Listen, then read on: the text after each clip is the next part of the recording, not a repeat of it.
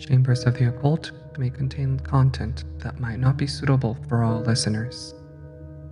Listener discretion is advised.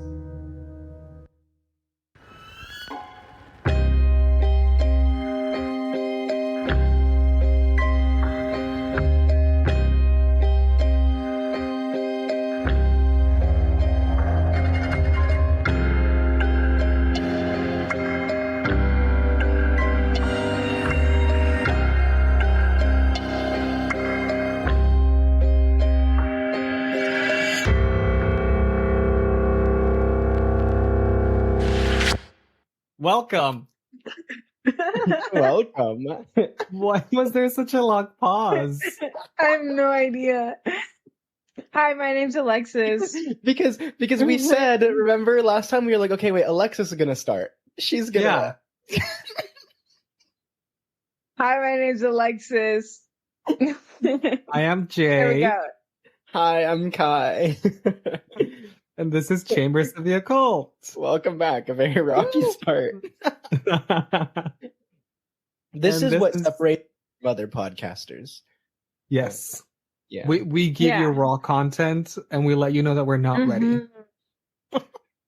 No, we let you know Alexis is not ready for introductions. Yeah, more than anything. Yeah.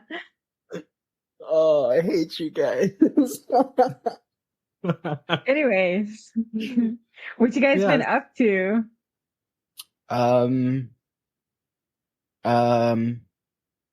It's literally like, I'm so serious. Literally just trying not to die from the heat. Like, that's what I've been up to. Literally. Yeah. It's been so bad. Yeah, literally. Yeah. Yeah, What about you guys? literally. And I opened my window because my room was hot. And I'm like, it's going to cool off a little. It got hotter. And I'm like, nope. Yeah. That was a mistake. It's so sad. Dude, I mean, I got my water, so I'll stay hydrated for at least through the and episode. you created a new D&D character. Oh, God. What? She's lovely. I love her. Oh, well, there's many. Let's be I clear. texted Alexis that I made a new D&D character because I was not like I was not like actively trying to make like a character or anything. I was just listening to music and this song came on and I was listening to the lyrics and I'm like, oh, I was like, what if like a character was singing this song type of thing?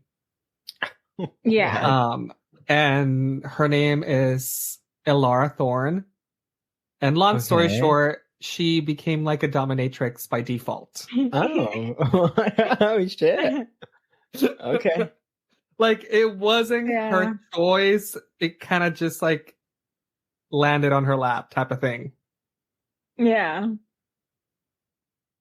I love it. I love her.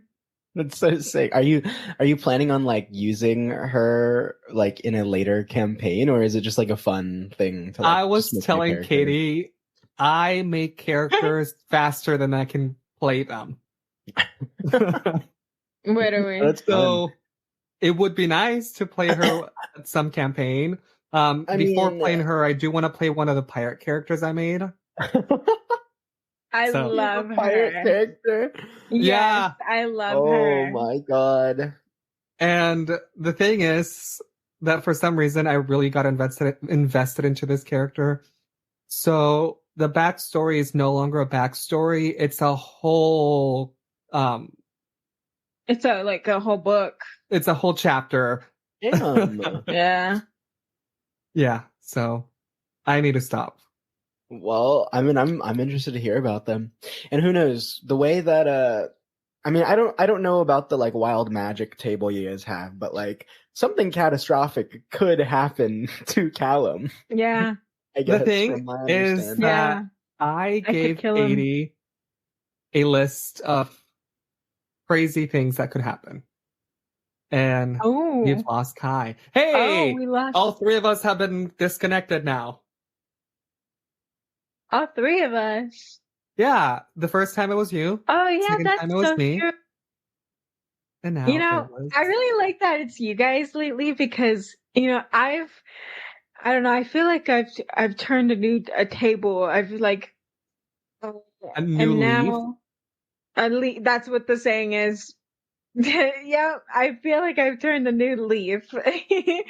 And the student has now become the teacher. Yes.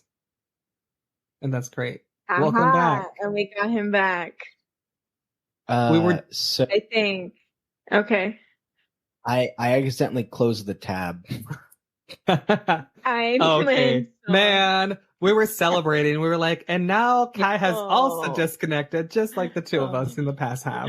Actually, you know what? We've all disconnected from the pod now. Yeah. It's a historical. That's crazy. What a coincidence. Oh my goodness. What? All three Anyway, of you were us. saying, you were telling Katie. No, because I sent her like some custom magic surges. She took a lot of them, and a lot of the other ones, and she added a lot more in there as well. Okay. So I also, not gonna lie, if Katie, you're listening, I'm sorry. I did not finish going through the whole list of wild magic surges. So I don't know everything she's added in there, which, great, because I'll be taken off guard as well. Yeah. I love Yeah, that. that'll be fun. But yeah. I loved scaring you last session. Oh, I was like, yeah. Was it last I was session? a little prankster. Yeah, it was. Was she hid Sick. behind the mannequins? Yeah. Yeah. Yeah. I was so proud. Anyways. Hell yeah. No one that Living la vida 20-year-old was loca. for stealth to do that. I did, and I We rolled good. so bad. We rolled so bad. That Yeah. We lived. We did. Surprising. Yeah. Yeah. All right. Living la vida loca. Well, I already Talking get into about- it. Anyways. Weather. Yeah, Jay, start us Take us off. off, Alexis.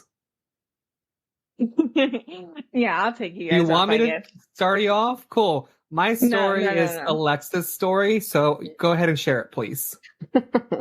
So I have a question for you guys. Okay. And I might have an answer. Do you guys like orange juice? Yeah. Yeah. I do. Yeah? I have Yes. it, I have it once in a blue moon, but what do you call orange juice? Like, what's a nickname for it you have? Oh, like nickname for it? Okay. Well, okay. OJ? That's such a stupid way to introduce this story. What's the nickname you got for it, brother? Say it for me. OJ. OJ mother freaking Simpson. Okay. Oh, that is so dumb. Oh my god. But it worked. Okay. I would say something, but Kai has all the emotions I'm feeling right now. So I'm gonna let him do it for me. The listeners Okay, really get on with your story. support me. Thank you. So Let me have the floor now. So today we're going to be discussing the murder trial of O.J. Simpson. First things first, I want to start off with this is a super controversial topic. That's my warning for everyone. And I am going to be giving a trigger warning throughout this. So this started June 12th, 1994, when the bodies of Nicole Brown Simpson and Ronald Goldman were murdered outside of Nicole's home in Brentwood, Los Angeles. I do want to say there are a lot of details about this. A lot. Okay. So I'm not going to be sharing them all. I'm going to be sharing the details I feel are significant to the story and the case. It's just kind of like how you did with John Bonet, how it has so much that you could probably put it into another episode in the future. That's what I envision for this. Okay. So I'm going to be So, sharing what I can. It's the tip of the iceberg type of thing. Yeah.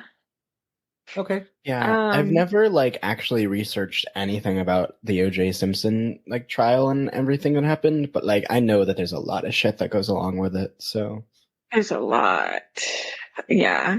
I originally my brother one time put on a OJ Simpson kind of documentary. I think it was like The People versus OJ Simpson on Hulu or something like that. And oh my God, that was like one of my first introductions to OJ. And there's a lot that they didn't even put in there, but there's a lot that's already in there in the documentary in itself. It's yeah, I like too bet. much details. It's crazy.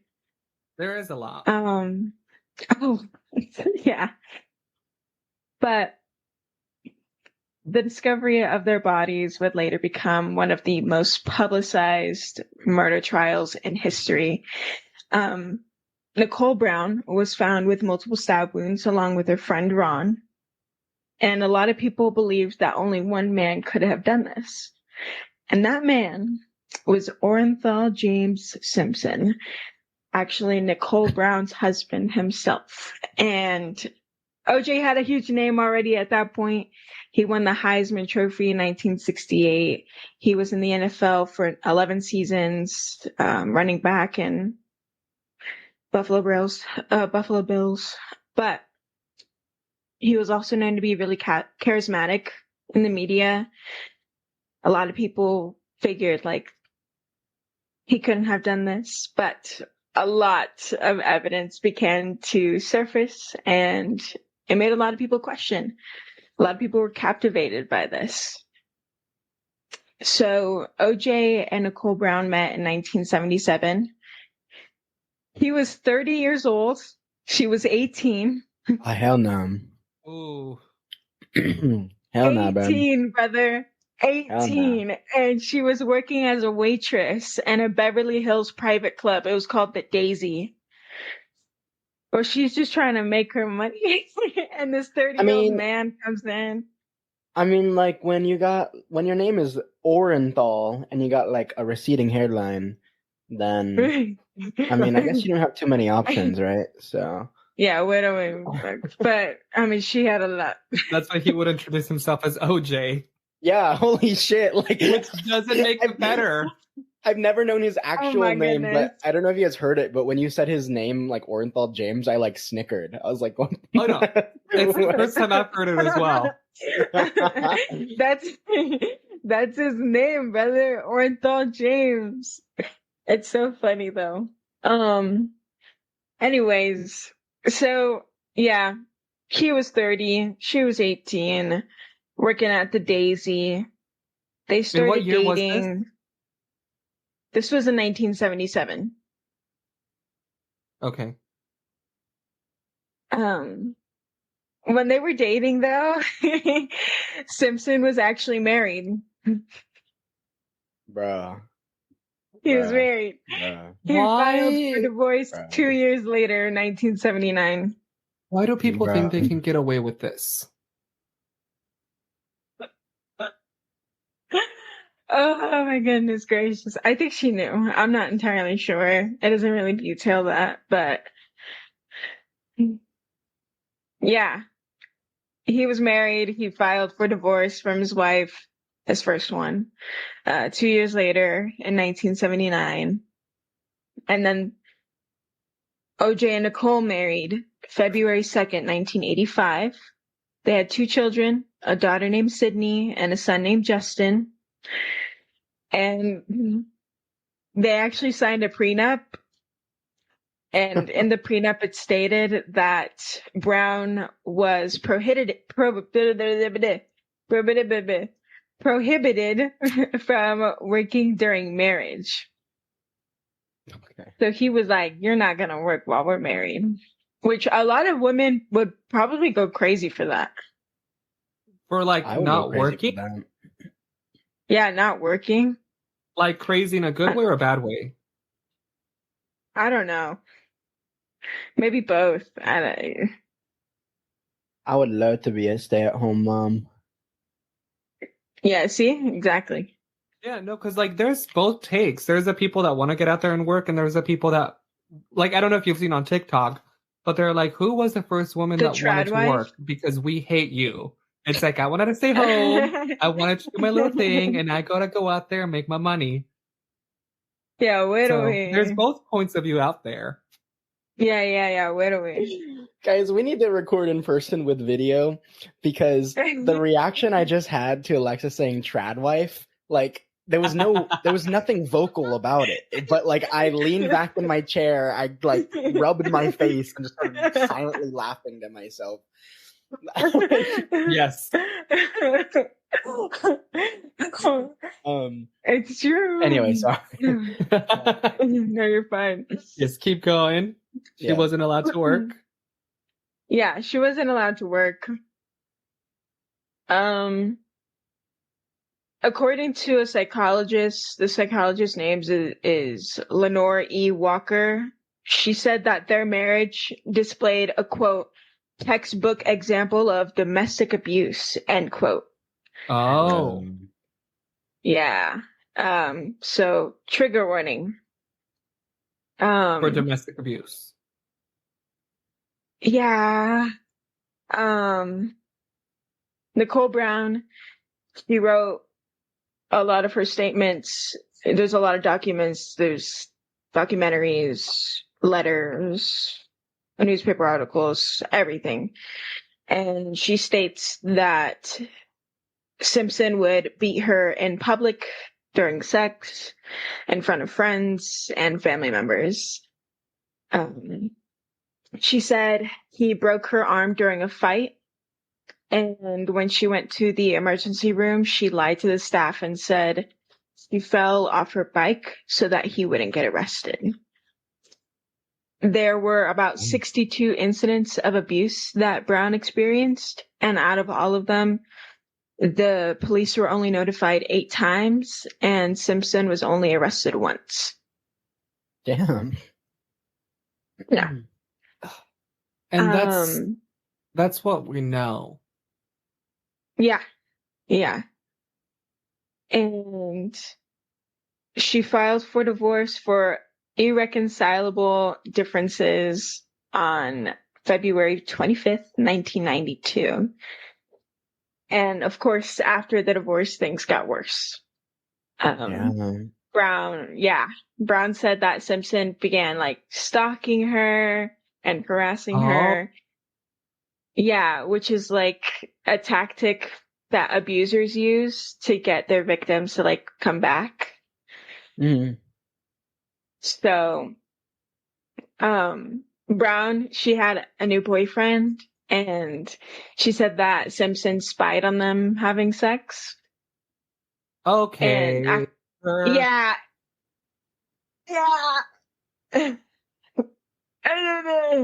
I don't like it. Also, they had a kid, problem. right? They had 2 kids, yes. You know who had custody over the kids, or was it like shared custody? It was shared, I believe. Okay. It doesn't actually say. Oh, that's a good question. Yeah. I'm nosy. I want to know. I like it. But, Okay, go ahead. yeah. So she had a boyfriend. He spied on them, and after this little incident, she was terrified. She was scared for her life because there was a point in time where he had threatened to kill her if he ever found her with another man. Oh, yeah. As a result, he drafted a will. No. And on June 8th, 1994, a woman named Nicole, which we assume is Nicole Brown, made a phone call to a women's shelter called the Sojourn House, assuming that, you know, she was wanting a safe spot to hide from Simpson, especially because she was like refusing to reconcile their marriage. And this whole prosecution was led by Marcia Clark and Christopher Darden. And during this time, they both had like presented a compelling case, but OJ, he had a whole team. He literally called them the Dream Team, and it was all just like high profile defense attorneys. Yeah, he had the money for it. What? Yeah, he did. Yeah. The Dream so Team is crazy. Yeah, no, seriously. So Actually, Dream Team. can you imagine how cocky you have to be like this or this person, like name them all as like, yeah, like this is the Dream No, Team. literally. No, seriously. And then like, I don't know. I mean, homeboy was rich. Like rich. Speaking of Dream Team had Robert Shapiro. I can't think of that name without thinking of like Victorious.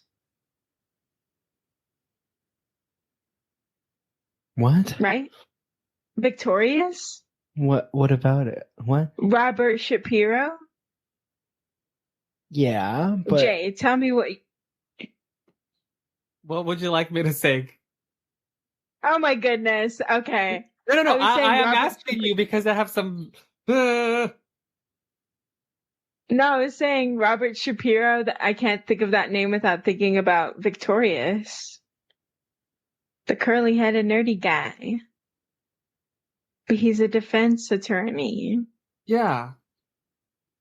Girl, anyways, it's been Johnny years since I've watched Cochran. Victorious, and I don't remember like anyone's names. Yeah, valid. Robert Shapiro, Johnny Cochran, and F. Lee Bailey. This was OJ's defense team. Their strategy was to question the integrity of the LAPD and claim that Simpson was framed. oh my god. Yeah, wait away. By who?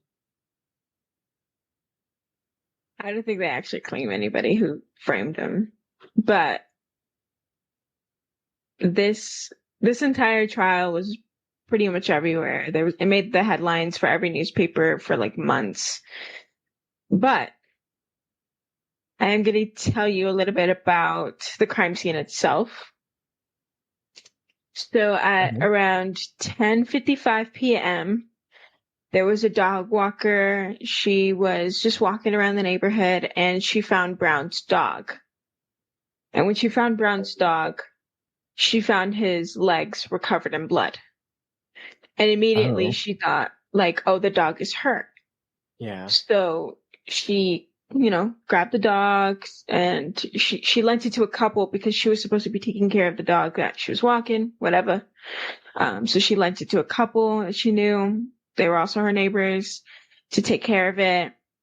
And then that couple took it out for a walk. And as the couple was walking the dog, they're walking towards Brown's apartment or condo. And they found her body. Fuck. Immediately, of course. Yeah, they call the police. So And yeah. So the body was like easily visible then? Yeah, it was. It was like at the front door. Just like outside? The front door was open. The front door was open, but she was at the bottom, right where the front door is. So you could see her right away, practically. The bottom? What do you mean? The bottom of the stairs that lead to the front door. Sorry. So she was outside? She was inside. She was inside the house. Again? So, okay. You walk to the front door, you open the door, and there's a set of stairs right in front of you. She's at the bottom of those stairs. Okay. And she's easily, like, visible from outside. So you open the door and you look inside and there's stairs going up into the house and she's at the bottom of those stairs? It doesn't matter, but okay. Well, you know how houses have like 2 floors sometimes, you know what I'm saying? Yeah. So yeah, she's at the bottom of the stairs. Okay, The because you door- said the stairs going up to the front doors. So to me, that paints the picture of stairs outside. Sorry. Yeah, I see where that confusion came. My fault. Yeah. Okay. She's at the bottom of the stairs, in front of the front door, Behind the front inside doors. the house. Inside Or the like house. behind the front doors, inside the Yeah. house. Yeah, Okay. behind the front Okay. doors, inside the Are you house. trying to describe one of those houses that has like little stairs that you take up and then you open the front door? No, I think like it's just a house. Like you open up the doors it's and just there's a like house. a staircase Okay. just going up to the second floor. But Yeah, I'm like She's not looking doing at a it great job. forward. He's looking at it backward. You know what I'm saying? I don't know. Do you have a picture of the Anyways. house? Yes, I do, and I will be sending it to you guys. Well, do you want Okay. it right now? I mean, yes, please. That actually yeah, nice. that would help. Just because I'm trying to visualize it. Swag. And I have like 3 different buildings in my head. Oh yeah. She lives in a So- condo, so it's small. It's not small, but it is kind of small. Small, big, medium, large. What kind of photo do you guys want? Because I have a lot of photos. What do you mean? The photo you think we would need best to visualize it? Yeah. Okay. The house one. Oh. The one sends a picture of Yeah. Oh, like, are you seeing it for the first time too now? Yeah. I saw a different photo of it. Oh, Wikipedia's not good sometimes. Okay. Anyways. And that's why I'm sending teachers it. were like, don't copy from Wikipedia. Never mind. They do lead up to the front doors. I was right. So they I are just wasn't outside. envisioning it. They are outside. That's what you said. Like, you were Okay. right. You gaslit yourself. I did. I really did. We just question you too much for you to, like... I know. mean- You guys literally interrogate me. You guys gaslight me. Anyways, I'm just kidding. Okay. But yeah, she's at the bottom of the stairs she that was lead up to the front outside. doors. Okay, I see it. She was outside. Okay. Okay. Kind of And- what I pictured. Okay. But man, that's a And- lot of blood. Sorry, go on. Yeah, sorry. That's why I asked what kind of photo. Because We the other don't know what photos kind in the of house don't photo. display it well. Okay. But yeah, they found her body right there, and so of course immediately they call the police. And when the police came on scene, they saw, of course, the front door was wide open, but Right. there was no sign of like any kind of breaking in or anything like that. There was nothing out of the ordinary, I guess. Mm-hmm. And they did notice that her body was face down. She was also barefoot, and she was at the bottom of the stairs that led up to the front door. And the walkway was like covered in blood. Okay. And then they also noticed that she could have been, they could tell that she was intended to be the person. Like, she was an intended target. She had multiple stab wounds, but she also had a lot of defense stab wounds in her hands, which of course shows signs of struggle. Yeah, she was fighting But there back. was one that was in her neck, and it was so deep into her neck that it severed an artery. Oh, fuck. Oh. Mm-hmm. On her back, and like the center of it, kind of upper a little bit, like kind of high. There And was how a really old was she at this point? How old was she when she died? Got killed? yeah. How old was she? Sorry, How old was she? I have that. Hold on, I'm looking at it. I don't have it right here. That's why. She was 45. Okay. Wait. No, I'm wrong. 25.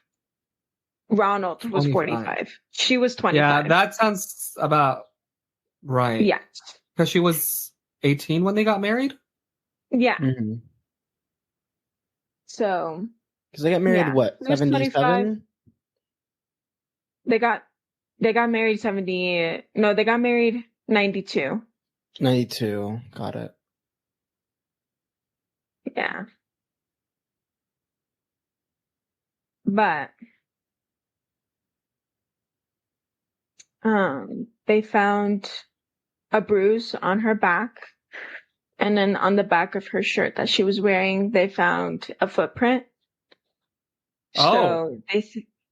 So they think that the murderer had stepped on her back, pulled her head to go back to him, and slit her throat after No. the murderer had killed Goldman. Yeah. That's Goldman was found. That's what. That seems like Yeah. excessive. Yeah. No, it does. Like she was like on the ground and he like walks up like behind her, essentially grabs her hair, pulls her head back, and then like cuts from behind, essentially. Yeah. God. Yeah. That's some rage right there. Yeah. Yeah. So they think that the murderer did that after they killed her friend Goldman. He was found pretty close by, kind of on a tree by a fence. He had same kind of stab wounds. They were on his body and his neck, and the same defense stab wounds on his hands. But there were also signs on his neck that he had been put in a chokehold.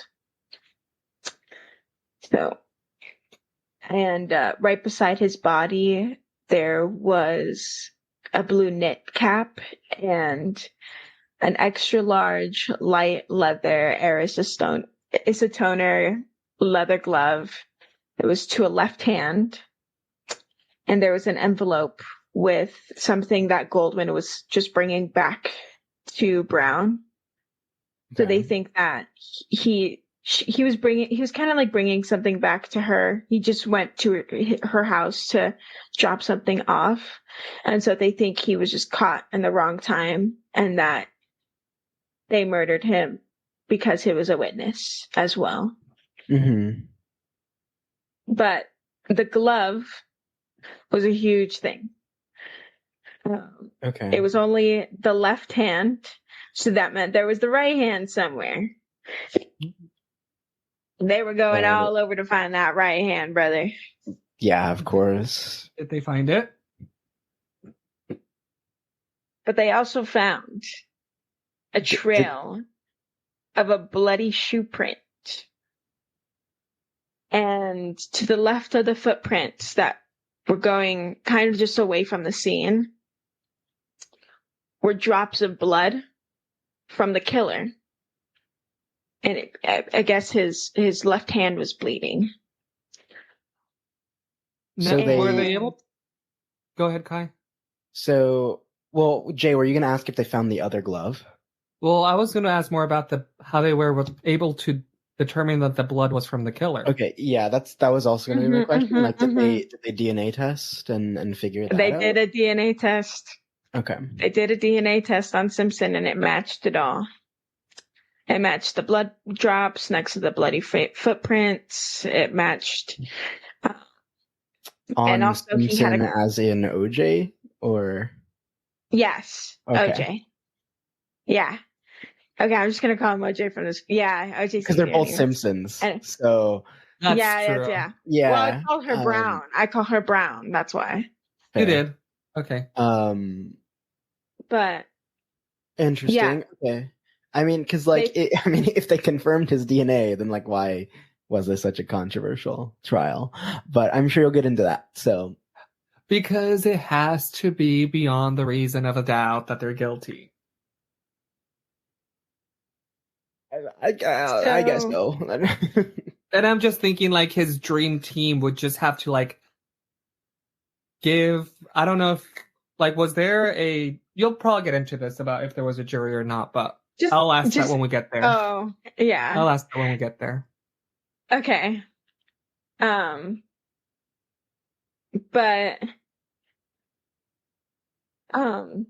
another reason why they found out it was like from his left hand specifically as well is because OJ had a cut on his left hand. And so that's how they got the DNA, and that's how they matched it together. But the law enforcement, they were trying to call OJ after, Brown, the scene. Mm-hmm. They went to his estate so that they could, notify him. Yeah. And it was Tom Lang, Philip Vaniter, Ron Phillips, and Mark Furman. And they were also trying to let him know that he had to go pick up his kids from the police station. They were going to escort him there because they were found inside the house sleeping. Okay, they were still asleep. Yeah. Yeah. And they buzzed on the intercom, and after 30 minutes, there was absolutely no response. And they saw that his car was parked. So at least his car was home, which meant possibly he was home. Yeah. Okay, yeah. But they noticed it was parked really weird. It was at a weird angle. Kind of and like that there was... if he parked in a hurry. Yeah, exactly. And then they noticed that there was blood on the car door. Fuck. And for some reason, this is where the controversy comes in, kind of. Their first thought when they see the blood on the car door is not that he did something bad, like just murder somebody. It's that he's in danger. He's hurt, something. And so... Valid. Because, like, his wife was just killed. So what happened to him type of thing. Yeah. So they scale the wall. And they unlock the gate from the other side. Furman was the one that unlocked the gate for them. And they went into his home. And when they went in, Furman found a right hand leather glove. Okay. Covered in blood. There it is. Bro is like Phillips. messy. Yeah, bro. One of the detectives, Phillips, he later testified that when he called OJ to tell him about the death, he seemed, quote, very upset, end quote, but he was oddly concerned about the children, not in a way of their safety, but if they saw the murder, if they saw her body, things like that. Which, honestly, I don't know. I think that's kind of valid. If I'm a dad, I'm gonna wonder if my kids saw that. No, yeah, of course. I'm also gonna wonder if they're okay. You know what I'm saying? If the concern is more of that they see anything rather than are they okay? Yeah. It's valid to have both concerns, but if they lean more towards did they see anything? Like, I guess it really depends, though. I don't know. Yeah, exactly. No. But this trial went on for 8 months. It went on for a longer than 8 months, I believe, actually. And honestly, that's not long compared to a lot of other murder trials. Some of them go on for years. And so I think that's like another thing. It's like, oh, damn. Like, they just know. But on October 3rd, 1995, the jury had made their decision. And Simpson was acquitted of his murders. What the fuck? He was accused of. Yep. He was tried and acquitted. What? So is there like I guess, notes or like commentary from any of the jurors about how they came to that decision? Yeah, like, was A there a lot of jury them- involved, or was it like? Yes, Okay. there was a jury involved. It even says, I even have the statistics under races. The reason why that the jury had came to this conclusion is because this case is so controversial because a lot of people just assumed that this was all because they were just racist towards OJ. Oh, so they were like, he didn't actually do this. They just wanted to pin somebody for a crime, and he was a Yeah. black one. So, Yeah. I see. And the jury was 40% white, 28% black, 17% Hispanic, 15% Asian. Okay, so it was But- like a minority-filled jury. So Yeah. they ruled in favor of OJ. Okay, I see. Mm-hmm. That makes a lot of sense, Yeah. actually. Yeah. Yeah. So yeah, O.J. Simpson, he was tried and acquitted for the murders of his wife and his wife's friend, and got nothing really after that. So Slap on the wrist. I have lots of questions. Yes. You better have those answers. Yeah. Is there any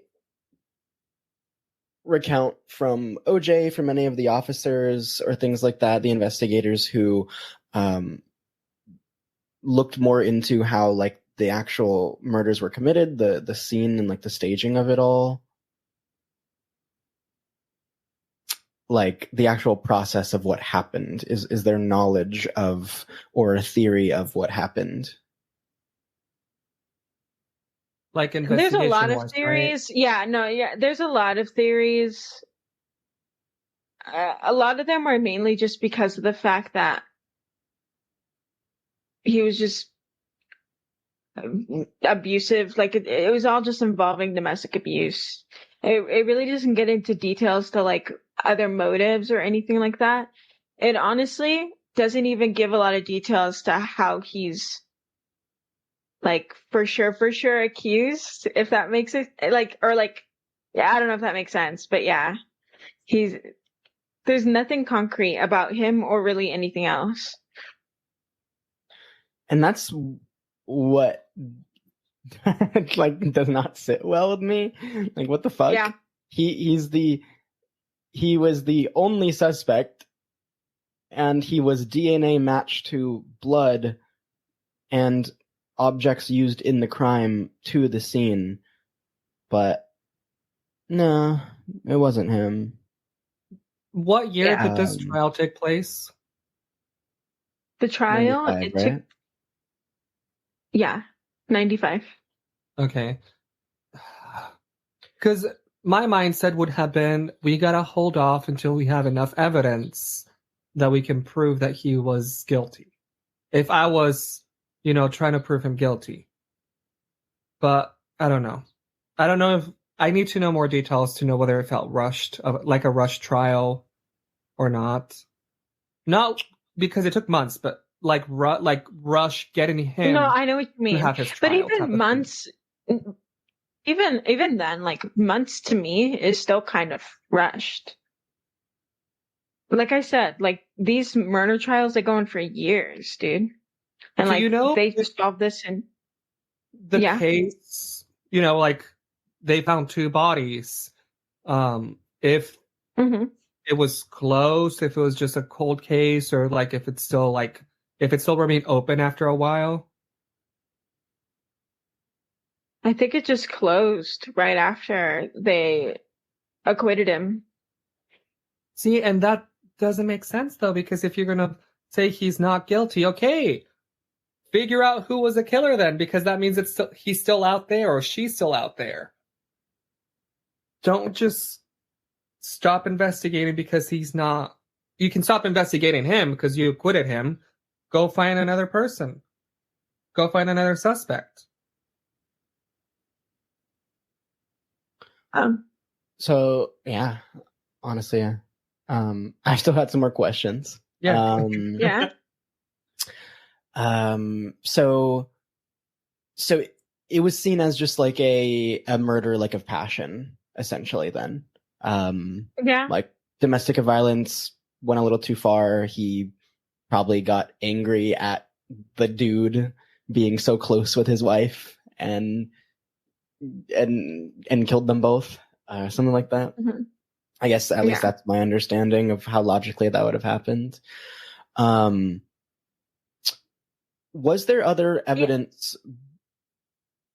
Was there other evidence that was like used in the case other than like the DNA testing, the glove that was found, and the blood scattered throughout, like on the car, in the house, things like that? Was the entire investigation just based off of the DNA evidence?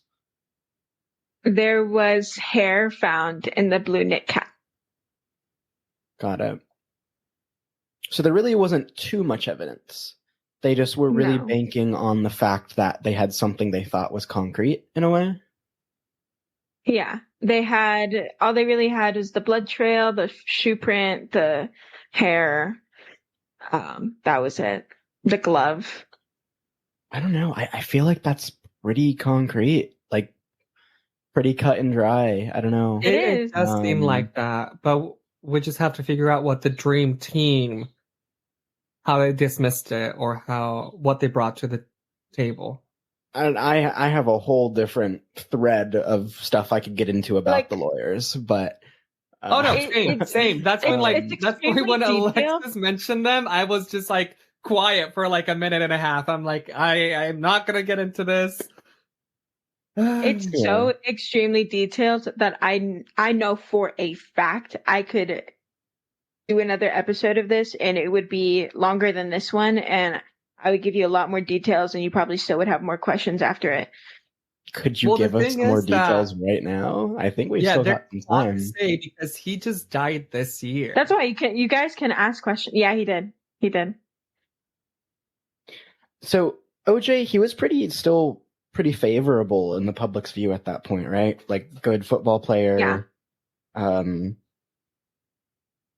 Yeah, so I mean, and that's part of the reason why it was so controversial, right? Because people were just like, "Oh no, he's a good guy. We like him." It was that the fact that he was a black man, and like a lot of people just thought that they were just accusing him of this, because he was black for his race. I should also mention that this theory as well of why it ended up like this is amplified because one of actually Furman, the detective who found the glove, he said the N-word, I believe, to OJ. And he, I think, was removed from the police department as a whole, fired, I guess, if you should say, for racism and planting evidence. I see. Okay. Yeah, I think that's a big thing to kind of leave out. Yeah, and I know, like, go ahead. Just like if the lead investigator of your case is very obviously like racist, or at the very least discriminatory against OJ simply because he is black, then I completely understand how that skews the investigation, but especially with the jurors who were like primarily minority people. And so I feel like that's very important to this investigation. Yeah, anyway, what were you going to say, Jay? No, I was going to say that I know you said that there's a lot of information. You said it right from the start. And I know there's more, and I want more, but you're gonna have to give us a deep dive in this case at some point in the future. That's what I was trying to say. Yeah, like I just wanted to do a deep dive on this because there is a lot. And there's a lot with Furman that I wanted to save as well for I'm gonna the be deep so dive. real. I think you could have done it this episode. Like, I think you still can if you want to. I don't know.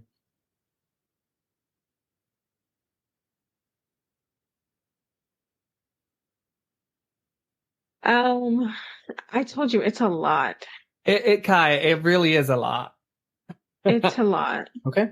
Like it actually is a lot. All right. Well, But I guess that's the case then. do you guys have any more questions? I guess not as of right now. I guess I'll save some of them. Yeah. Well, I'll have more when you do the deep dive. Okay.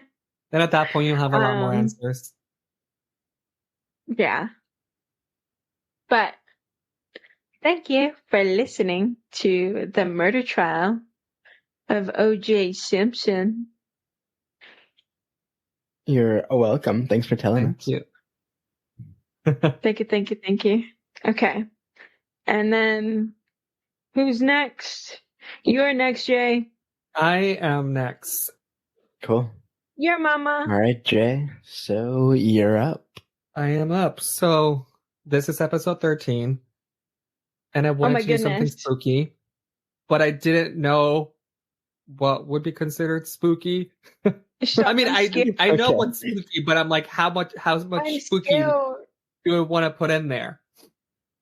So I just decided to do something that a lot of people find horrifying.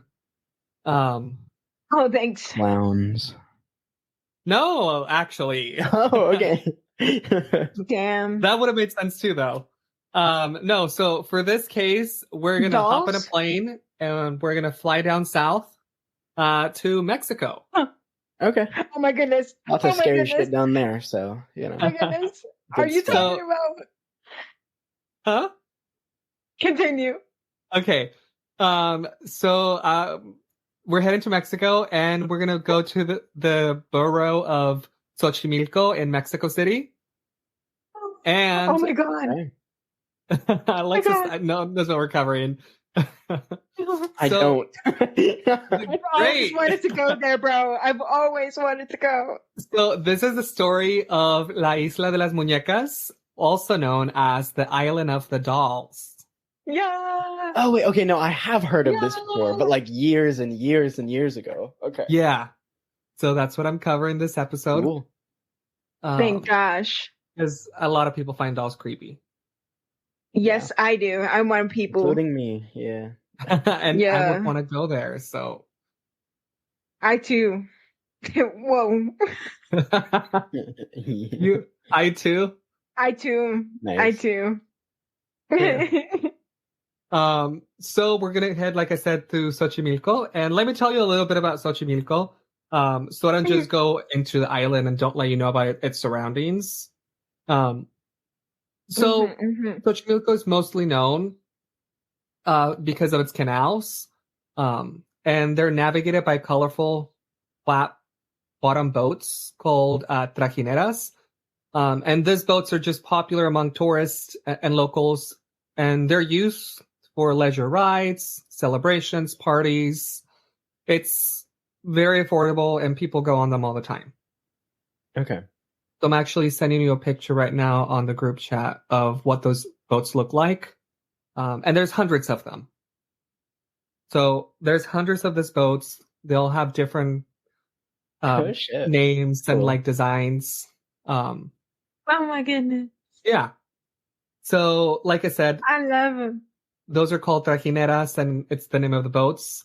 And the canals are surrounded by chinampas, which are small artificial islands that were created by the Aztecs for agricultural purposes.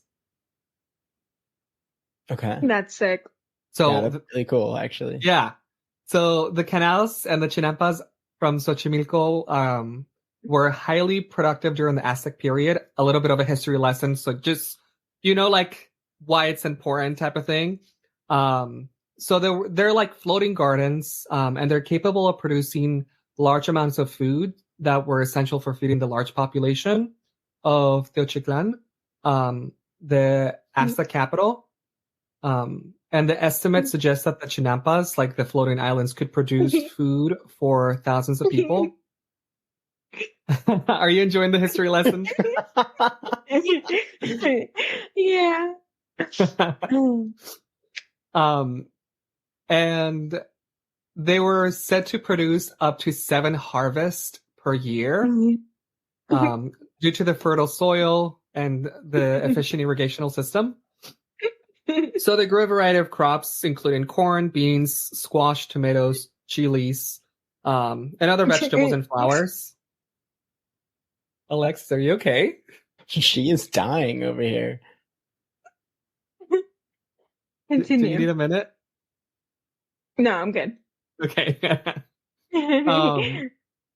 And like I said, it's just a quick history lesson, but some sources estimate that the chinampas, those floating islands, provided enough food to feed around 200,000 people, which was crucial for supporting the dense urban population of Teotihuacan.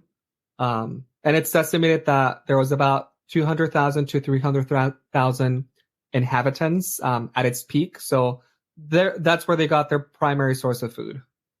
Okay. And they're still used nowadays. Like if you're to like visit and you're to like take a trajinera down the canal, they use them to grow flowers, vegetables, and other crops. And because it's such a unique location, due to its unique agricultural method and historical significance, in 1987, Xochimilco became a UNESCO World Heritage Site. Okay, that's cool. Yeah, so it just kind of offers that glimpse into the pre-Hispanic and colonial past of the region. Yeah. But now back to the story that we're here for. I just wanted to give you a little bit of the surroundings, like build the atmosphere, build the scene. Yeah, world building. Yeah, exactly.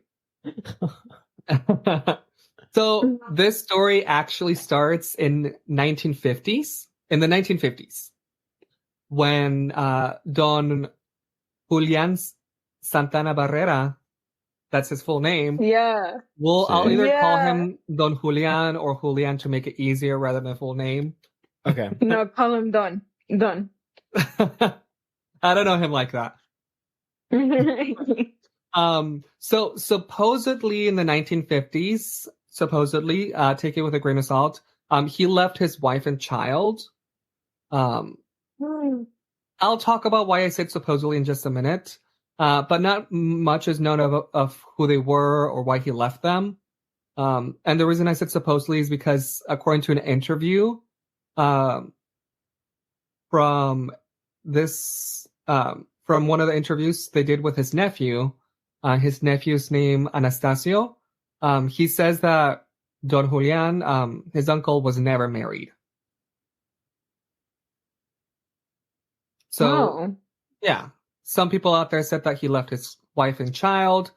According to his nephew, he was never married. Okay. Oh. Yeah. So we're going to go right now with the row that he was never married, just because that's what the nephew said. And I find that more reliable than unknown sources. Yeah, it does seem a little more reliable. So. Yeah. So, like I said, this is in the 1950s, and he decided to move into a small island in the canals of Xochimilco to live in peace and tranquility. And he was just known for being a devout religious man, and he was dedicated to just tending the land and growing plants, kind of like a hermit type of thing. Like he just kept to himself. I love that. Yeah, he would go out into like the city to like purchase things, but like he's had his residence in this island, and that's where he spent most of his time. Now, this is where we have 3 different versions of how the story started, and I'm going to share all 3 of them with you, because I really can't get like a straight answer from anyone. Yeah. Okay. So one of the versions says that one day Don Julian saw a young girl drowning, that she was tangled in some water lilies, and he couldn't help her. Another version of the story says that Don Julian simply found the girl already drowned and that her body was found in the banks of the Chinampas. Okay. And the last version says that, according to some of his relatives and some people, Don Julian simply imagined, wow. Imagined See, a where's our girl heart? drowning. Yeah. So there's versions that he said he found a girl drowning, that he saw a girl drowning, and that maybe he made it all He up. imagined. Yeah. So either way, this is the origin of the Island of the Dolls. Yeah. And yeah. So the story continues that Don Julian suffered nightmares of the girl drowning, and that he was like tortured by her screams. And shortly after those like nightmares, he saw a doll floating near the canals. And he just thought that it belonged to the girl. So he picked it up and he hung it on a tree. Yeah. Okay. Valid. Nothing wrong with that. Yeah. No. And that's how it all started. So from that moment, Don Julian began to collect dolls, and parts of dolls from the canals or the garbage, and he would hang them in trees on the island. It was said that he traded produce that he grew, like local produce, for some dolls. And according to some versions, like he would go out into the city, just do his grocery shopping or whatever he had to.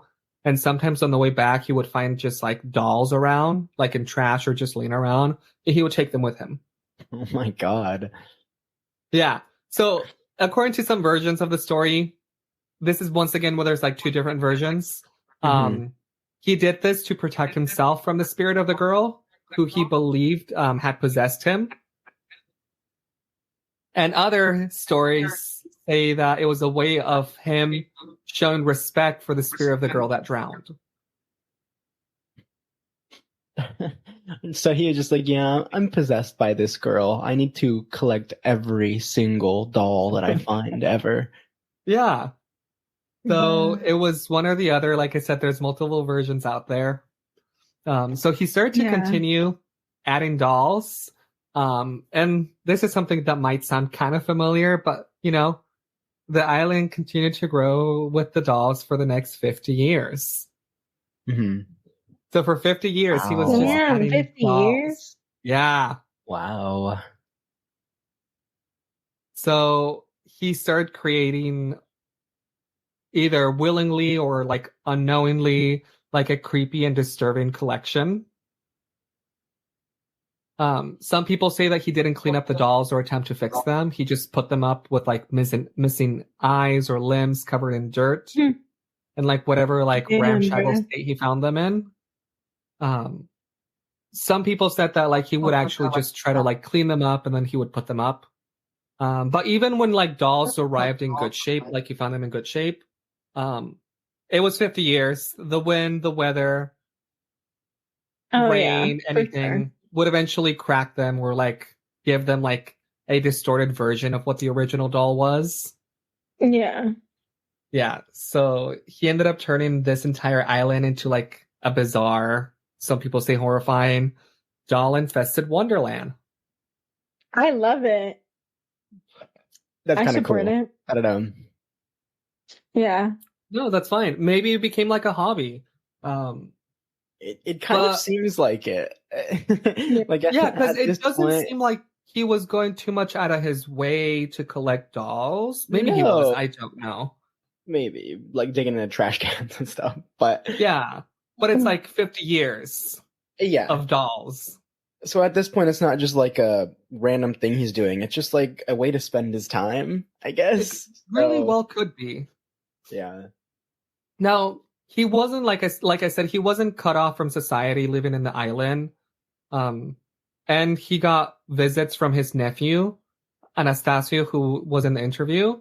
And his nephew, Anastasio, was quite involved and supportive of Don Julian. So he continued adding dolls and dolls for 50 years until in 2001. Whoa, 2001. Big time jump. Yeah, 2001, where his nephew Anastasio would find his uncle Julian dead. And some people say that he was dead next to the shore, where like he found the body of the dead girl. Mm-hmm. So some people think that it was like the girl claiming him. I heard a story out there that he was like fishing with his nephew, and like his nephew went to get more bait or something. He like stepped away for a minute, and as he was stepping away, Don Julian was saying that there was something in the water that was going to get him.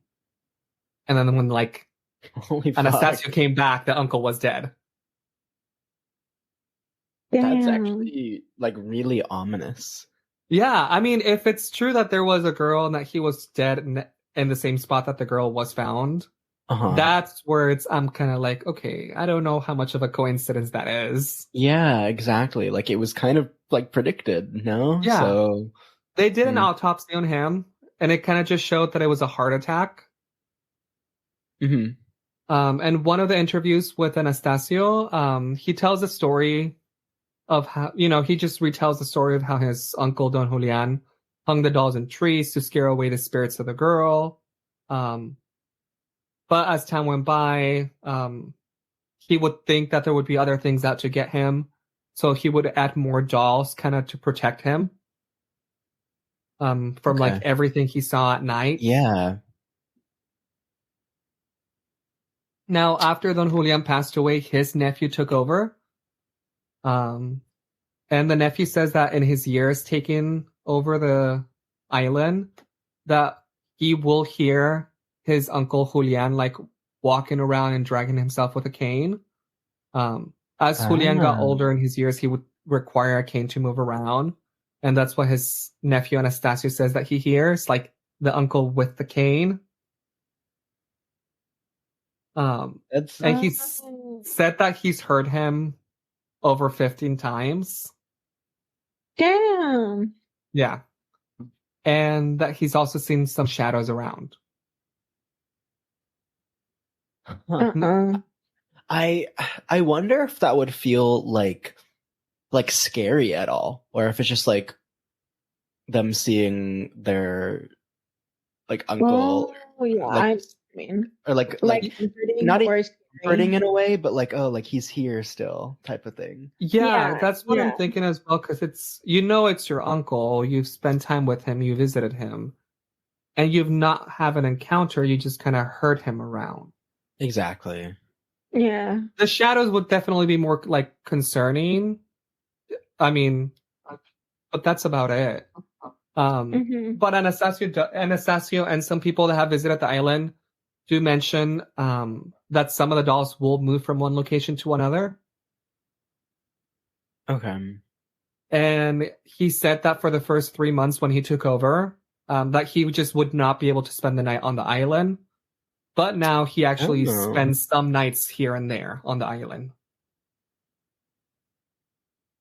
Interesting. So like okay. So he would still spend it even though he wasn't like fully comfortable at first being there, I guess, but he'd still spend time.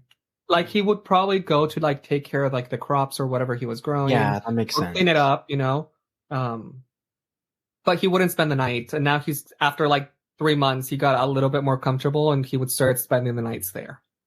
Mm-hmm.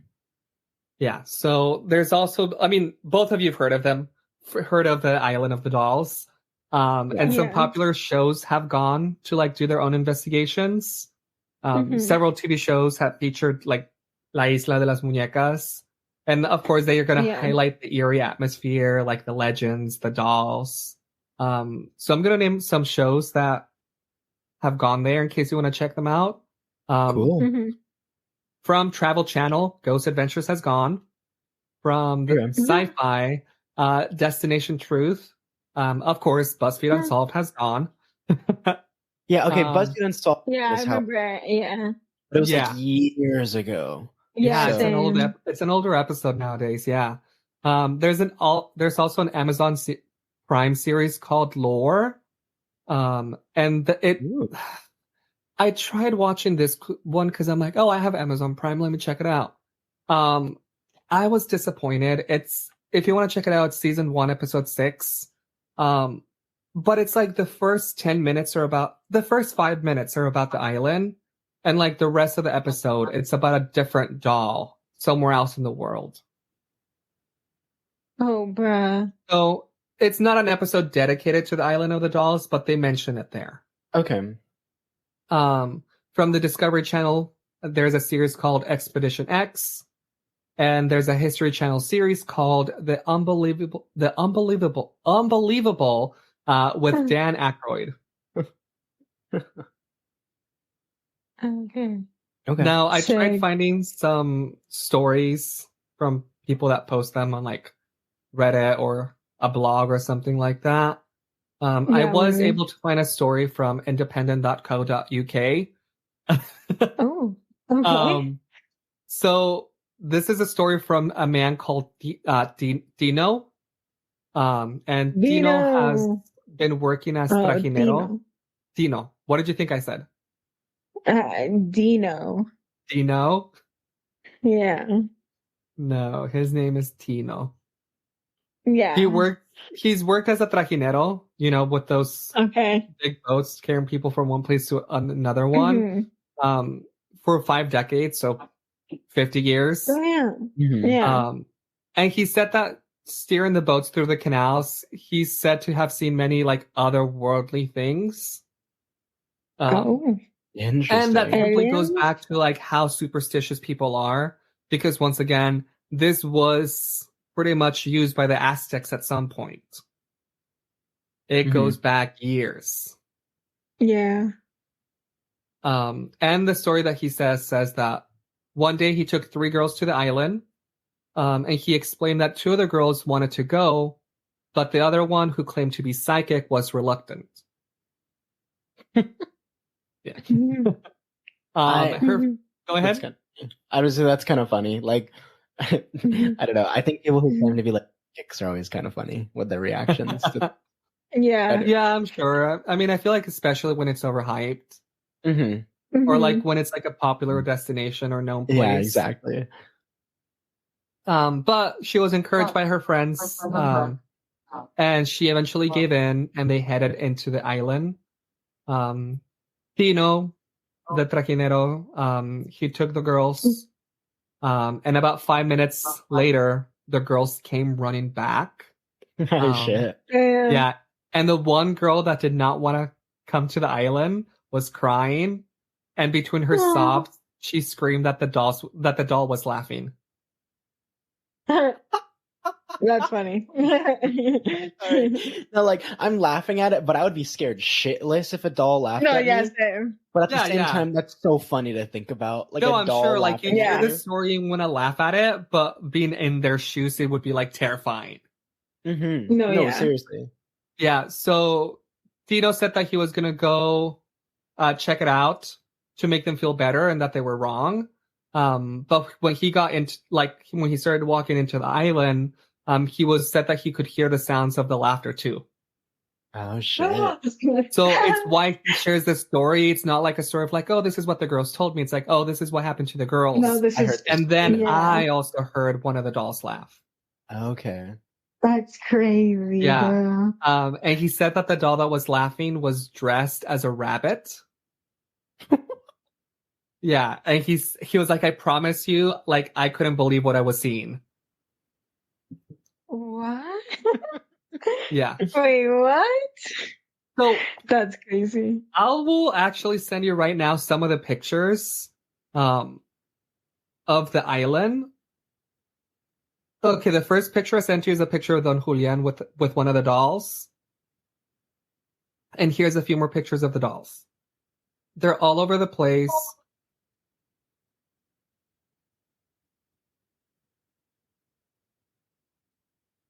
Oh.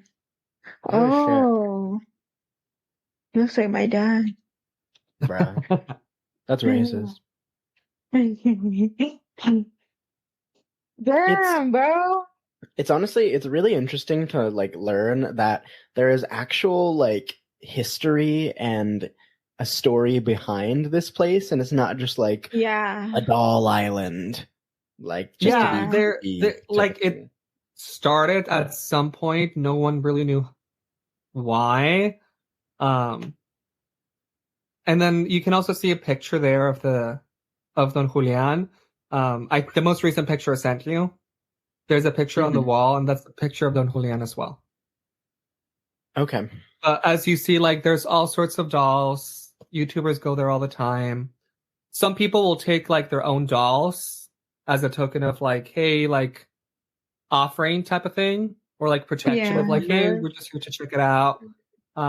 So you find all types of dolls, like Barbies, Bratz, porcelain things, things that require batteries, everything. Oh, God. Little robots. I'm gonna be real. Like, I don't know how I would feel about bringing my own doll there.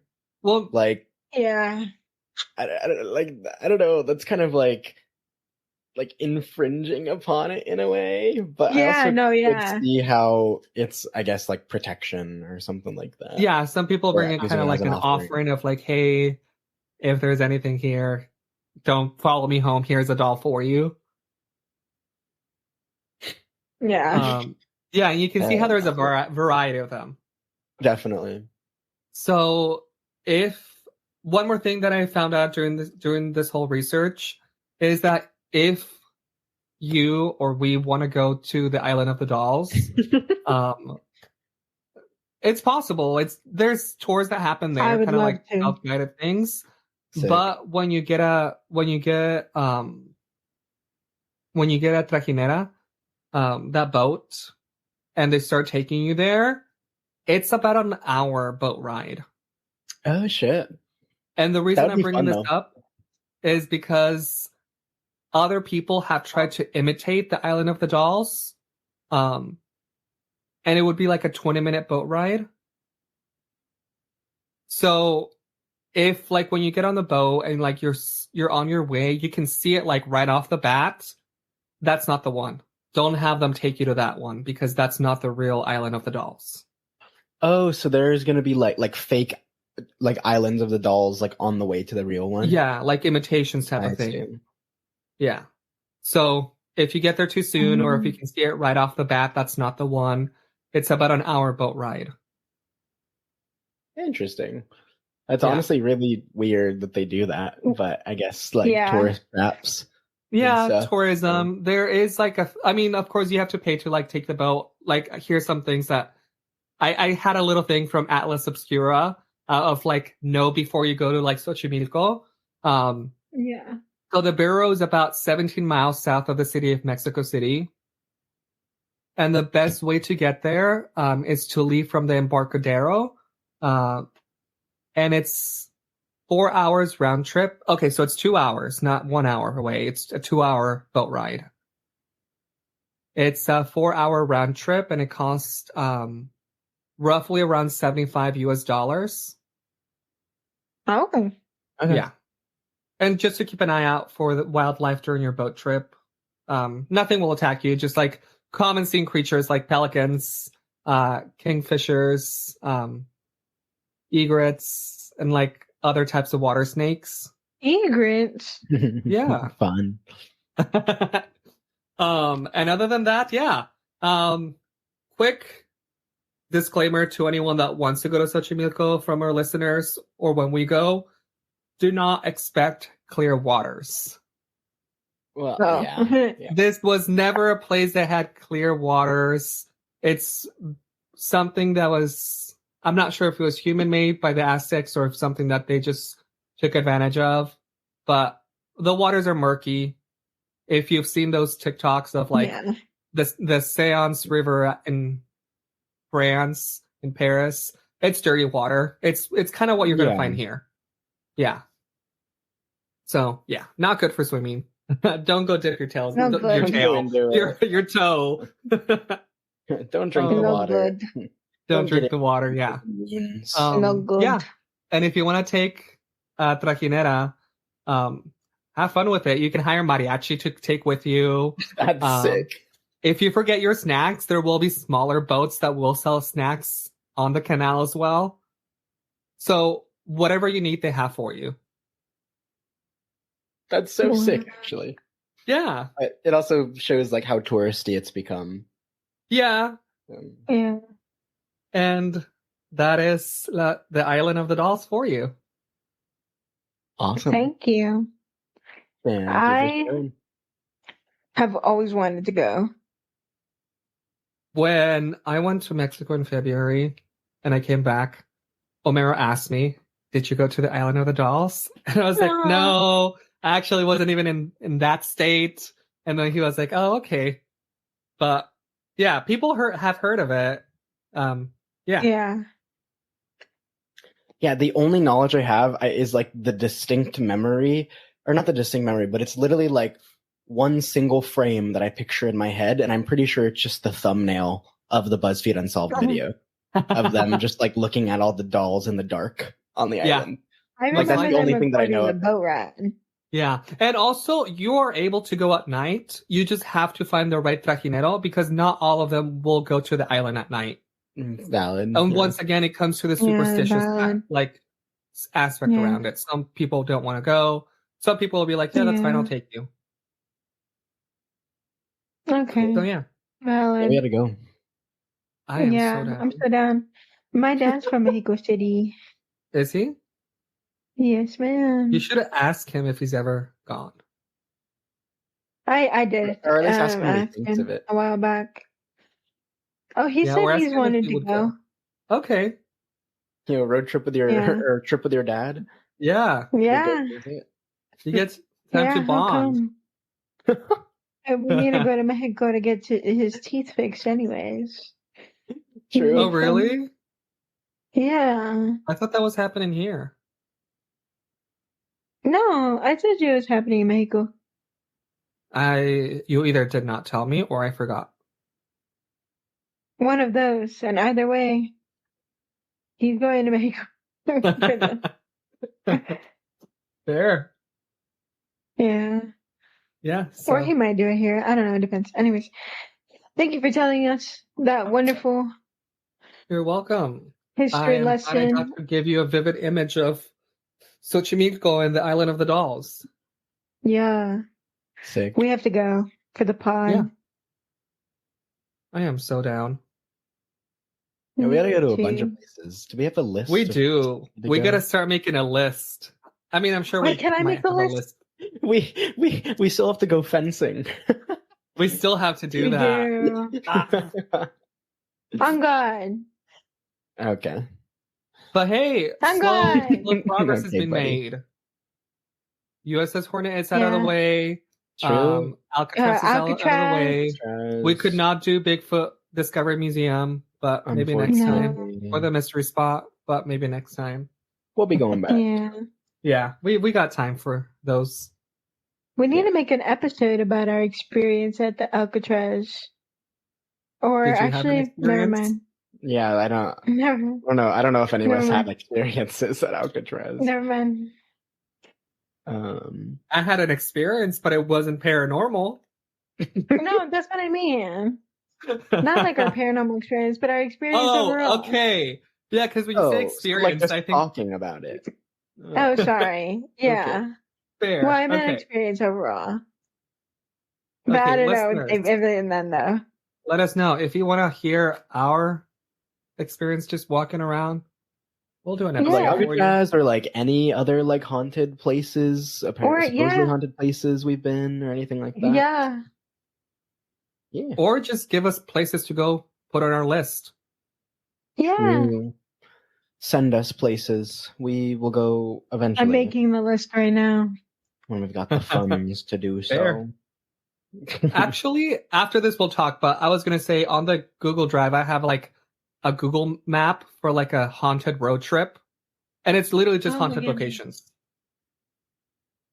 Oh my goodness. It's not very big. It's just California for now. So you can continue adding there.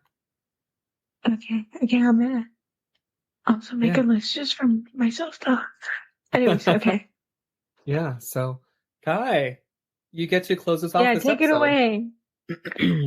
Oh, right. Last but not least. Everybody can be What?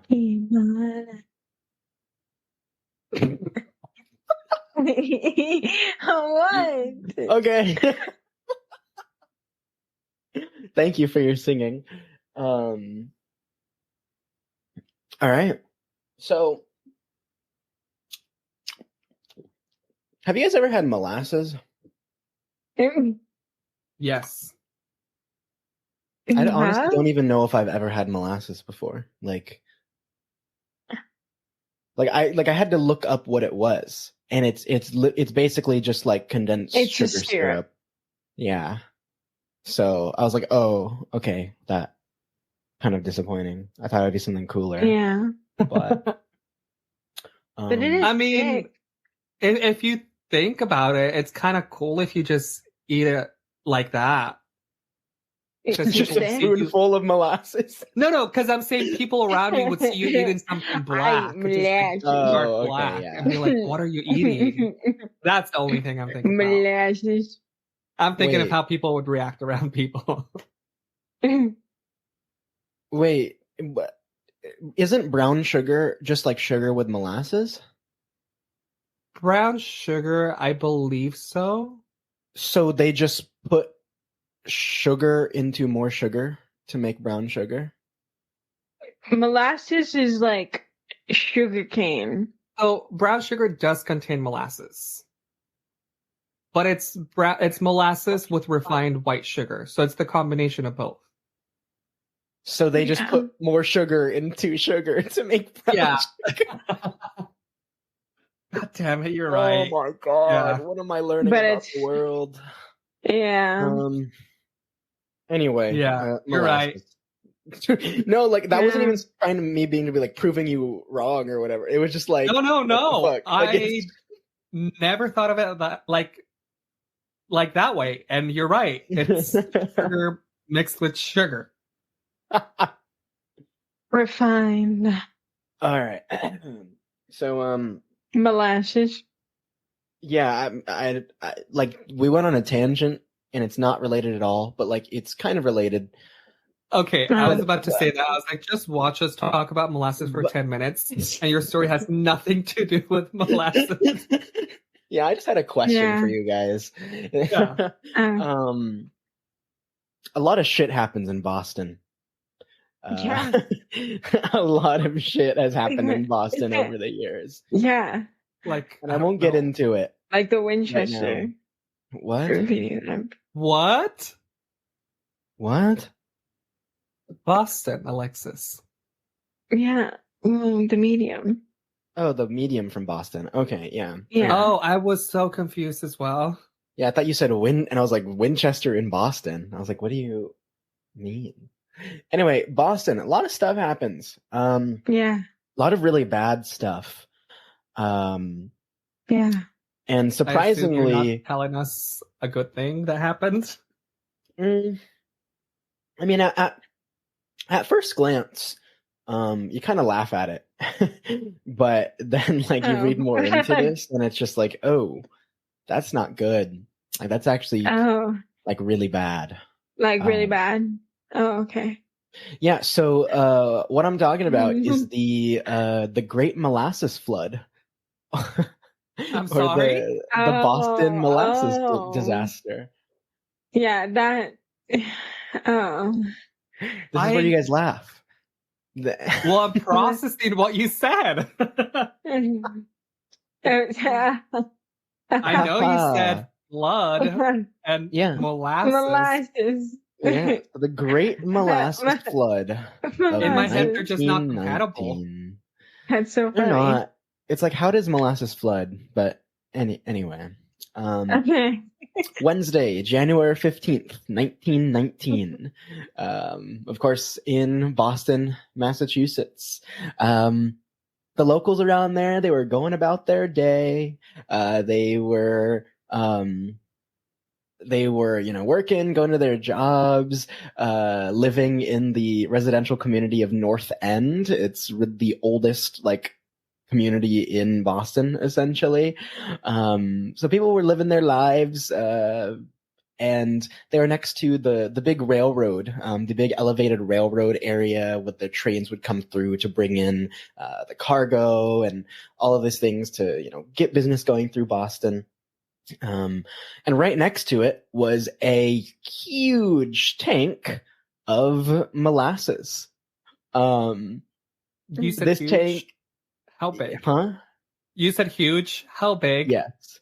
50 feet tall, 90 feet in diameter. Damn, bro. It was a giant tank just 50 filled feet tall, that's with crazy. molasses. Do you call that a tank or do you call that a building? It was a tank, Literally. but I don't know. It was How gigantic. heavy? Very. Oh my god. That's nice.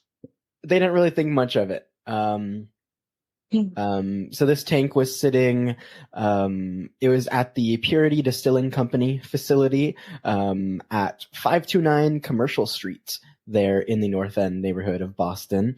When at around 12:30 p.m. in the afternoon, somewhere around lunchtime, the people in the area were suddenly surprised by a 25-foot wave of 2.3 million gallons of molasses coming at them. I'm sorry. Hold on. 2.3 million gallons, brother? What? Yeah. 25 feet, brother? That's a tsunami, brother. No, literally. Jay, what do you have I to am say? just nodding my head like no. Because I should make my I'm head, sorry. man. No. I'm trying to imagine people's I wouldn't know what to fear do. and like their heart Yeah. stopping for a second. No, literally, And- yeah. 25 what the hell is feet yeah. tall, 2.3 million gallons, weighing about 13,000 tons. Bro. And this wave traveled at about 35 miles an hour down the streets, through the buildings. I'm And the entire area was just flooded with molasses. Yep. Oh my god. What's the consistency of it? Is it like thick? Very. So molasses is about 40 to 50% thicker and more dense than water is. Okay. So it's a syrup. It's a thick syrup. Yeah.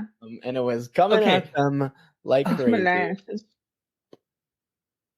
Yeah, Jay? No, I am just trying to picture this houses, this buildings, people, children's So- dogs. What do you do? Oh No, my seriously, God. and that's exactly what it happens. Like at first you laugh at it, it's like what the fuck, big wave of molasses that goes, but then you think of the people. You think of the children, the dogs, the horses Yeah. that were in this dock area, surrounded by the company of the commercial areas there. I didn't even think of the horses. Oh, Now yeah, I'm well- scared for the horses. Yeah, 21 people died. 150 Oh. people were injured. So many animals passed away as well. They were trapped under all of the rubble, suffocating under the, foot tall Yeah. flood of molasses on the ground. And so it's a lot, like I said, like a lot more horrible than you really think at first glance. So the reason why it was even there in the first place is because, back at that time, like they were preparing for essentially like World War I. They were trying to help Yeah. create the munitions, the explosives, things like that for use in the Yeah. war. And molasses was actually a primary thing used to help ferment and produce alcohol or ethanol. Like an industrial alcohol. And so that was being used, given to the military to create all their explosives and things like that. Mhm. So there was a huge use for molasses during that time. So there That's was this big crazy. tank of molasses, yeah, that was just stored towards like the harbor side, towards the Boston Harbor, right around there. It was just a street tank owned by the Purity Distilling Company, and so they distilled alcohol for commercial use for the military as well as just like personal consumption as well. So there was this huge tank that was there. So it was just sitting there. January 15th, it was still pretty cold. It was really the middle of winter there, really cold. But on January 15th, it got up to about 40 degrees Fahrenheit, which was actually pretty warm compared to just a few days prior. So the temperature increased very rapidly.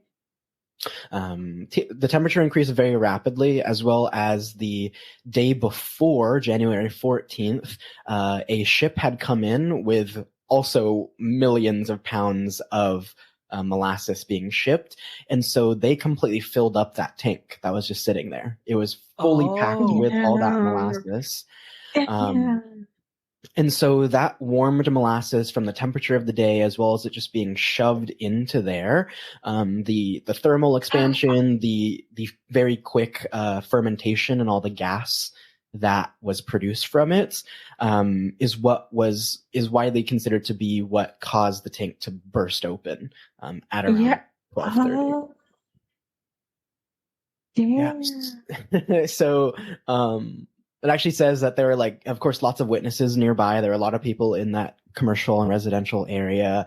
They said they felt the ground shake, and they heard like a huge roar. Like I mentioned, that tank was sitting pretty close to some of the elevated, like railroads essentially around there. So a lot of people thought it was just one of those elevated trains that was coming through to bring in a delivery. Oh no! And when they saw it, it was too late. Yep. So they looked up, they heard a huge bang, a crash, and they saw a 25-foot wave of black molasses just coming towards them. Whoa, dude. They also said that there was the sound of like a machine gun going off, and it's because it was the metal rivets that were just being shot out of that tank as it popped open. Like a scene from a movie. Yeah. Basically, like a cartoon or thing. Like, yeah. Like Terminator.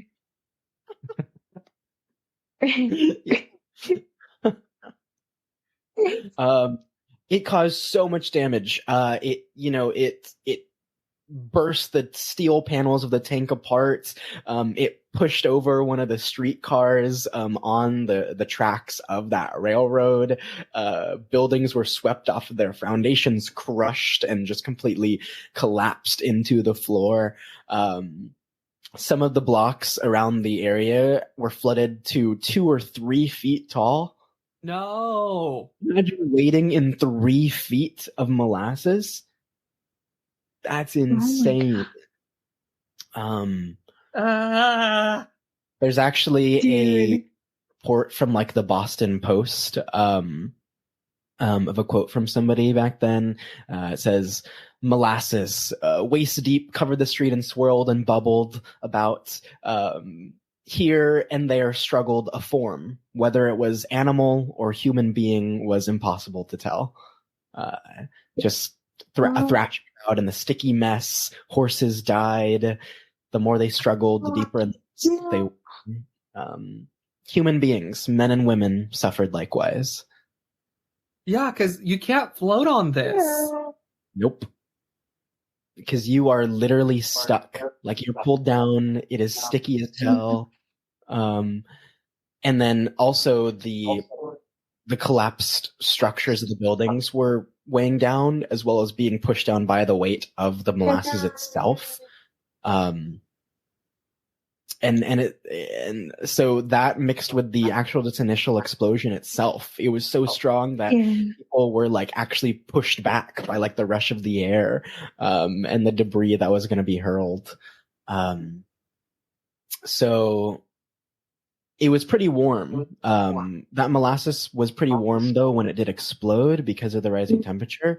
But after it came out and it was exposed to the cold air, it started to cool down once again. So it became even thicker, even more viscous, continuing to trap the people that were inside. Holy crap. That's insane. And Yeah. I'm literally picturing like when you see like in horror movies, like a No, figure walking seriously. like from like a blob of something, some black Yeah. goo. That is what I'm picturing. Yeah. Like picture just covered in black goo. There's a man named Edwards Park. He wrote in a Smithsonian article in 1983. He wrote of a child experience during the collapse, the explosion. A child named Anthony DiStasio. It says that he was walking. Okay, I'm echoing. I don't know who's echoing. It's you. If you click, you can actually fix your settings to have it echo cancellation. I don't know if it's gonna let you or not. You just echoed too. You're done echoing. Am I? Yeah. Okay. All right. Yeah, it looks like we're good. So a child, he said, he was walking home with his sisters when he was picked up by the wave and carried, tumbling on its crest, almost as though he were surfing. No, I don't like What? this. I don't like this. He heard his mother call his name and couldn't answer. His throat was so clogged with the smothering goo. He passed out and opened his No. eyes to find 3 of his 4 sisters staring at him. So luckily that Oh. kid did survive. Oh. Yeah. Well, he was Immediately, traumatized. yeah, no, for sure. Everyone. No, Yeah. like that's crazy. What? I remember like when I was little, like one time I was at the beach in Hawaii, and there's this one beach. We call it Big Beach because the waves are actually pretty huge there. And so one time I was like going in, and I'm super confident in water. At least I was as a kid. So maybe a little too overconfident, but I went in and a wave just completely like took me, and it like slammed me into the ground, and I actually like lost my breath, and I inhaled a lot of water. And so I like was fighting to like crawl myself out from the beach and like cough up this water that I swallowed. And I was like traumatized for the rest of the day, like going into the water. So I can kind of Aw. imagine maybe how that kid felt. Yeah. Yeah. And it won't be so easy to cough out because it's a lot No, bigger. seriously, it's like stuck in your lungs. That's crazy. Oh. So immediately after the aftermath of what had happened, there were a bunch of people that rushed to the scene. You know, the Boston police, the Red Cross members. But some of the first people to get there were actually a bunch of cadets, so Navy cadets from the USS Nantucket. It was a training ship of the nautical school, the Massachusetts Nautical School. It was docked nearby because it was sort of like the harbor area. So 116 cadets ran to what was happened. And so they tried to, wade through the knee-deep molasses that was there to pull out survivors. Also, everybody joined in. So I'm realizing as this is happening, as these cadets are running in, as these kids are getting swept away, these people don't know that it's molasses. Yeah. they did, though, actually. And Oh. that leads me into... Quickly that they know it was molasses. So it does lead me into, I guess, the most horrible part, in a way, about this story. It wasn't just a freak accident that this tank blew up. Are you telling me it's happened before? No, so initially, like the owners from the distilling company, the owners of the tank, they were like, oh, this was somebody who tried to purposely blow up our tank to cause disaster. But really that was just to cover up their incompetence. So this was in 1915, right? But that the actual tank itself was built not very not too far away. So it was actually a pretty new tank that was made to hold all of this molasses. It was built, I think, in just the previous year, but there were very obviously leaks and cracks in the tank because it was rushed to be built because there was so much need for all the molasses production from the military, from people as well. So there were literal leaks inside of this tank. And so children from around the area, they would go up to the tank with cups, with buckets, and they would just collect molasses for themselves to take home with them. Oh, that's cute. But now look at the disaster that happened. So they knew that there was molasses in here. They knew it was leaking, and they brought it up to the officials. They brought it up to the owners, the distillery company. What they did was they denied it whatsoever, and then they painted the tank a dark brown to help disguise the leaking molasses that was coming out of it. That is so bad. Yeah. Yeah.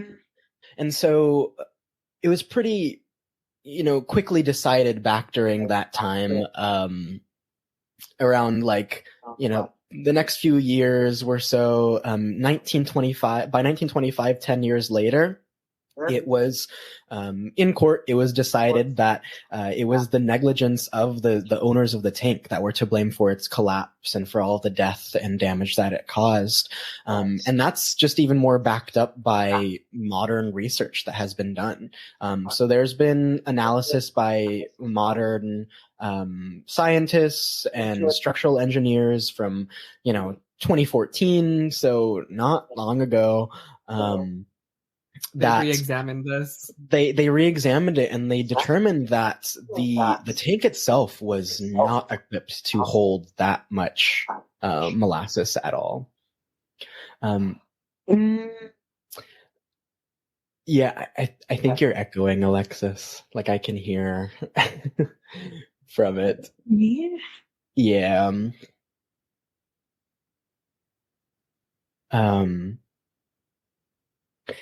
So the tank was not designed to hold that much. It was built super quick, and so in its construction, the steel wasn't fully set. It wasn't thick enough. Research shows that it was way too thin to support the weight of a full tank of molasses, because typically they only kept it half or 3/4 of the way full, essentially. They had only had it full to the brim a couple times.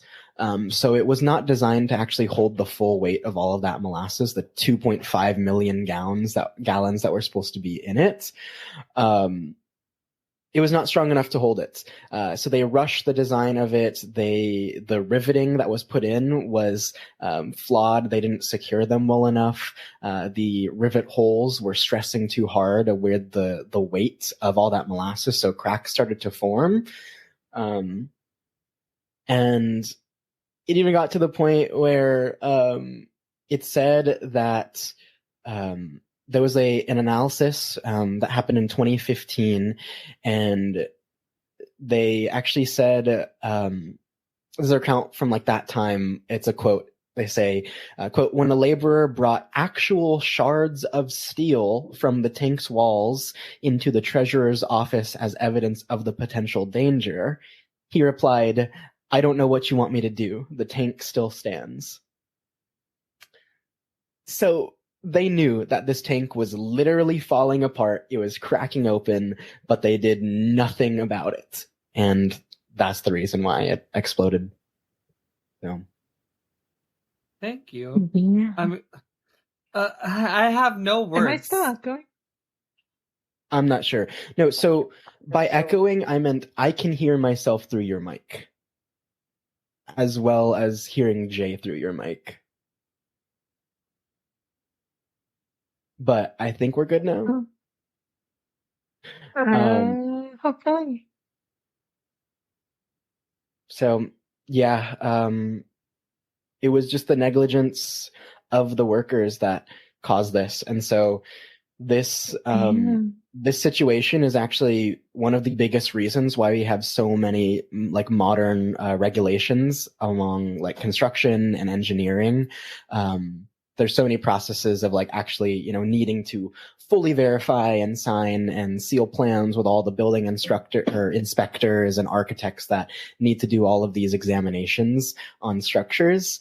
It's very much due to this disaster that happened in Boston. Mhm. People died.